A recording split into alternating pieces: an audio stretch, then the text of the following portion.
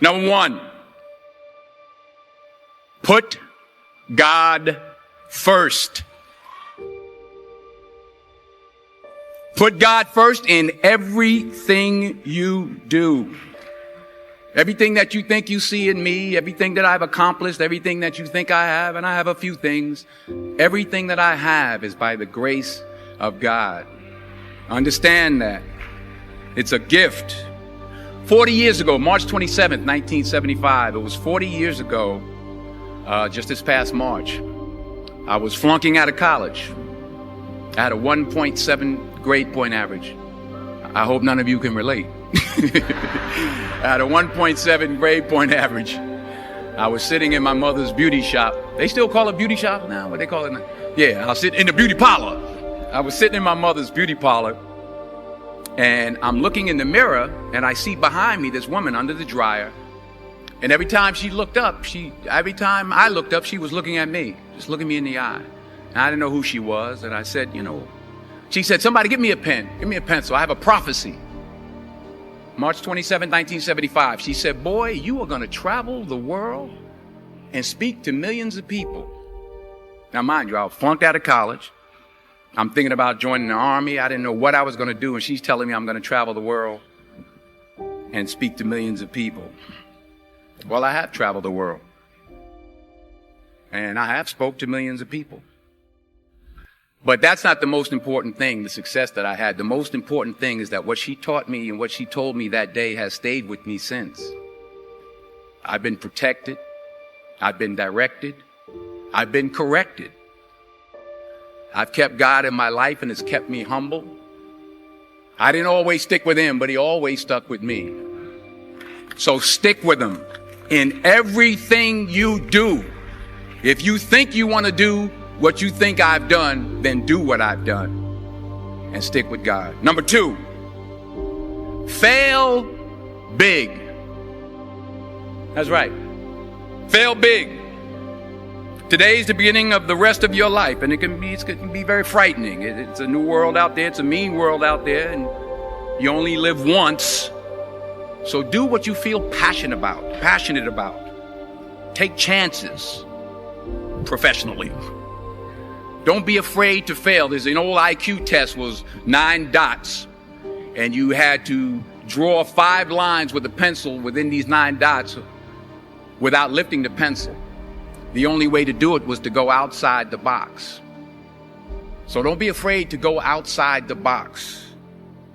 Don't be afraid to think outside the box. Don't be afraid to fail big, to dream big. But remember, dreams without goals are just dreams, and they ultimately fuel disappointment. So have dreams, but have goals.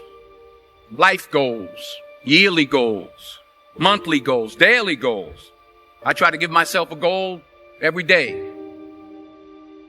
Sometimes it's just to not curse somebody out. Simple goals, but have goals. And understand that to achieve these goals, you must apply discipline and consistency. In order to achieve your goals, you must apply discipline, which you have already done, and consistency every day, not just on Tuesday and miss a few days. You have to work at it every day. You have to plan every day. You've heard the saying, we don't plan to fail, we fail to plan. Hard work works.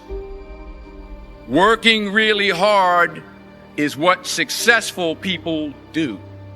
And in this text, tweet, twerk world that you've grown up in, remember, just because you're doing a lot more doesn't mean you're getting a lot more done. Remember that. Just because you're doing a lot more doesn't mean you're getting a lot more done. Don't confuse movement with progress. My mother told me, she said, yeah, because you can run in place all the time and never get anywhere. So continue to strive, continue to have goals, continue to progress.